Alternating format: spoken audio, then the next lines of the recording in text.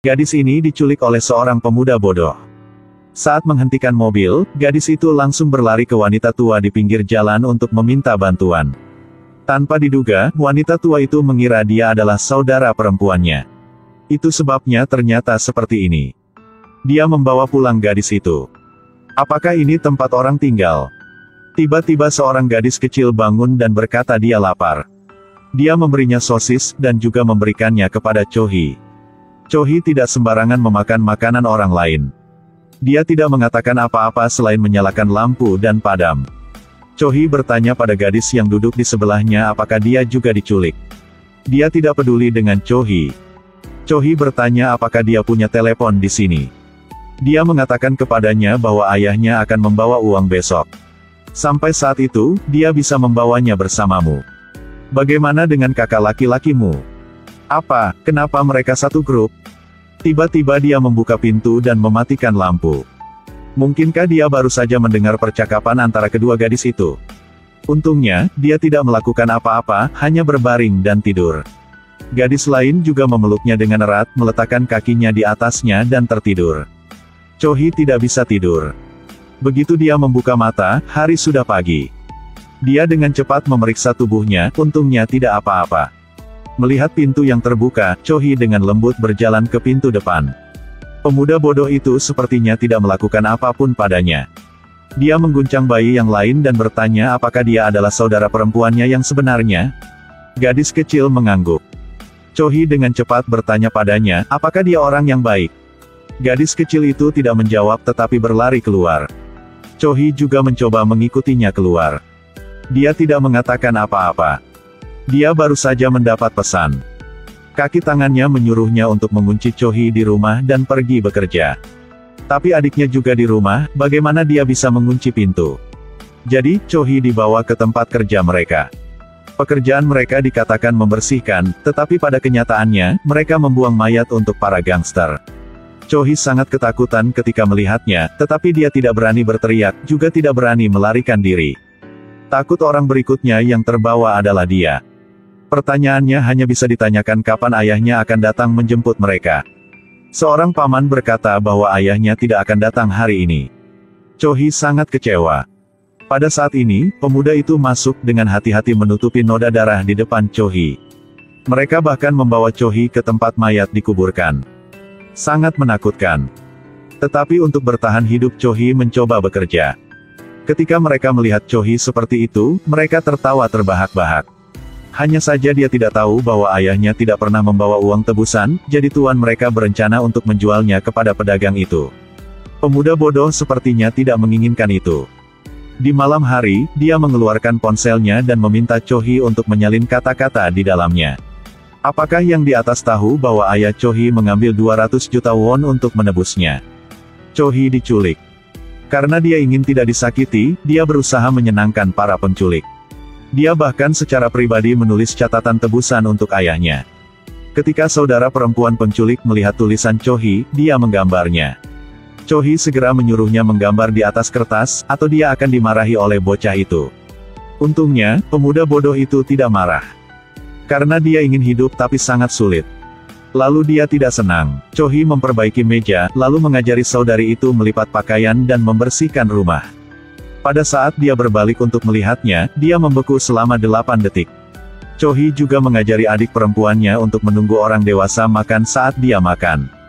Melihat semua hal yang dilakukan Cho-hee, dia sepertinya kehilangan semua pertahanannya melawannya. Pada malam hari, Cho-hee menyelinap ke tempat dia akan mencuri teleponnya untuk melaporkannya ke polisi. Tetapi karena stres, dia menjatuhkan ponselnya ke tanah. Dia bangun kaget. Kali ini selesai. Cho-hee buru-buru mengatakan bahwa dia ingin pergi ke kamar mandi. Dia setuju. Tapi melihat toilet yang gelap gulita, dia merasa sedikit takut. Jadi dia membawa Cho-hee ke pintu kamar mandi. Dia terus menyuruhnya untuk tidak pergi. Dia tahu dia takut jadi dia berdiri di luar bertepuk tangan. Hari demi hari, ayah Cho-hee masih belum melihatnya membawa uang tebusan. Melihat Cho-hee begitu jinak, dia sepertinya menganggapnya sebagai keluarganya. Akhirnya, ada kabar dari pihak ayahnya. Mereka setuju untuk membayar uang tebusan, hanya harus melihat apakah Cho-hee masih hidup.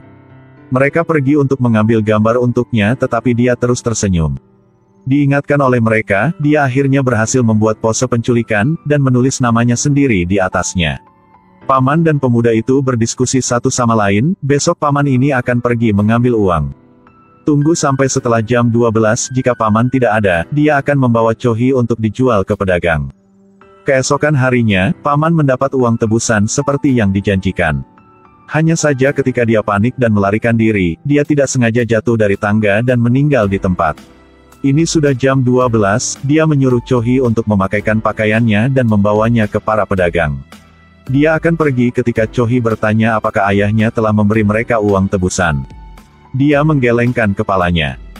Para pedagang memberinya minuman yang tidak diketahui. Dia melihat ke belakang sejenak dan kemudian pergi. Cho-hee sangat ingin pulang bersamanya. Dia tidak tahu di mana dia akan dijual. Tapi tidak tahunya, saat ini dia sudah berganti pakaian rapi, langsung naik sepeda mengejar mobil pedagang itu. Melihat Cho-hee di dalam mobil, dia langsung merampok mobil pedagang itu, lalu melaju seperti orang gila di jalan. Setelah mencapai kota dan memastikan itu aman, dia membuka pintu mobil untuk membawa Cho-hee kembali. Dia memiliki sedikit dendam terhadapnya, tetapi dia masih mengendarai sepedanya dan pulang bersamanya. Sepanjang jalan, Cho-hee terus muntah. Mungkin air yang diberikan pedagang untuk diminumnya beracun. Baru sampai di rumah, dia pergi membeli obat untuknya. Dalam kepanikannya, dia lupa mengunci pintu. Cho-hee menipu adiknya dengan mengatakan dia ingin bermain petak umpet. Adik perempuan itu memejamkan matanya, Cho-hee langsung berlari keluar. Dia melihat seorang paman, dia mengatakan kepadanya bahwa dia telah diculik, memintanya untuk membawanya ke kantor polisi. Pamannya bilang dia polisi, tapi penampilannya sangat menakutkan. Dia tidak ingin diculik lagi, jadi dia terus berlari untuk hidupnya. Dia tersesat dan tidak cukup hati-hati untuk jatuh tertelungkup. Pada saat dia tidak yakin apa yang harus dilakukan, dia muncul. Dia sangat marah, tetapi ketika dia melihat luka di kakinya, dia sangat sedih. Cho-hee hendak meraih tangannya dan melihatnya merajuk seperti anak kecil. Dia terus menariknya, akhirnya dia sepertinya tidak lagi marah. Tapi dia tidak tahu bahwa paman barusan adalah seorang polisi sejati. Dia bahkan memanggil rekan-rekannya kepadaku. Polisi datang ke sini, dan Cho-hee pergi ke toilet. Dia ingin bersembunyi tetapi adik perempuannya pergi mencari Cho-hee untuk bermain petak umpet. Kali ini, dia tidak bisa menyembunyikannya lagi. Dua orang tiba-tiba mulai berkelahi. Dia tidak cukup hati-hati untuk membuat polisi pingsan. Dia sangat takut. Cho-hee mengambil sekop dan berjalan mendekat. Ketika dia mengubur mayatnya, dia masih sangat ketakutan. Cho-hee berdiri di sampingnya bertepuk tangan dan bersorak untuknya.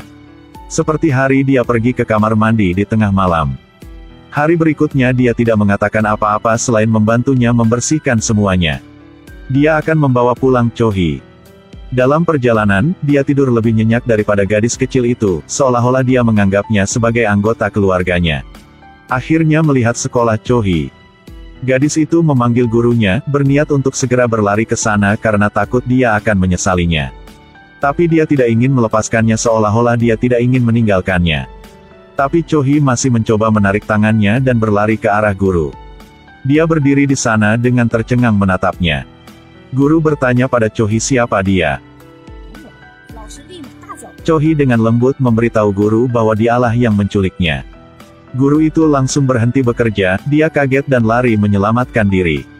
Mungkin dia tidak mengerti mengapa kebaikan diperlakukan seperti ini. Dia benar-benar paling terluka adalah rompi itu. Orang tua Cho-hee akhirnya lari. Tapi entah kenapa dia tidak bisa menghibur. Jika adik laki-lakinya diculik, mereka akan membayar uang tebusan sekarang.